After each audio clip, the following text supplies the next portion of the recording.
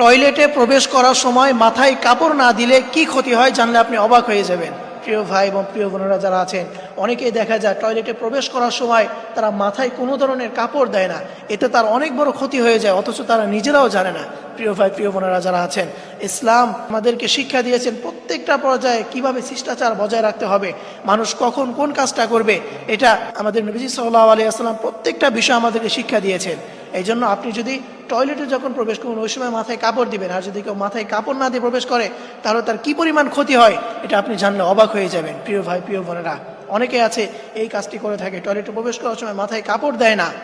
এবং আমরা জানি যে টয়লেটে প্রবেশ করার সময় একটি দোয়া পড়তে হয়, সেই দোয়াটা হচ্ছে আল্লাহুম্মা ইন্নী আউযু বিকা মিনাল খুবুসি ওয়াল খাবাইস। এই দোয়াটা যদি অর্থ আপনি জানেন তাহলেই বুঝবেন যে এটার কি ক্ষতি হয়। এই দোয়াটার অর্থ হচ্ছে আল্লাহুম্মা, হে আল্লাহ, ইন্নী আউযু বিকা, নিশ্চয় আমি আপনার কাছে প্রার্থনা চাচ্ছি, মিনাল খুবুসি ওয়াল খাবাইস, খবিস খবাইস থেকে। প্রিয় ভাই প্রিয় বোনেরা আমার, নিশ্চয় আমি ক্ষমা চাচ্ছি খবিস খবাইস থেকে। আর এই খবিস এবং খবাইস হচ্ছে তারা শয়তানের ভিতরে একটা নাম হচ্ছে খবিস এবং খবাইস, এবং এরা খুবই খারাপ। এদের বসবাসই হচ্ছে টয়লেটের ভিতরে এবং নাপাক জায়গায় হচ্ছে এদের বসবাস।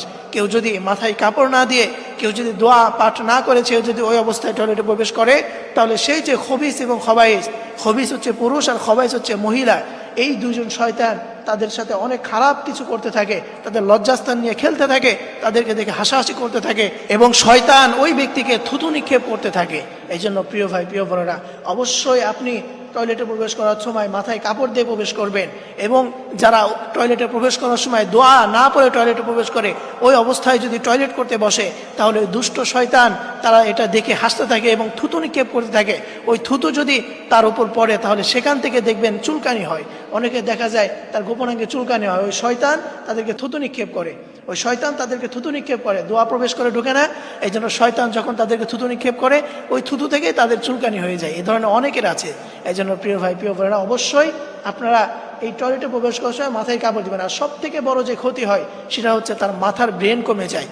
মাথায় যদি কোনো কাপড় না দিয়ে, কোনো টুপি না দিয়ে প্রবেশ করে, দেখবেন অনেকে আছে যারা হুজুর, তারা দেখবেন যে মাথায় টুপি দিয়ে প্রবেশ করে। এটা কেন করে?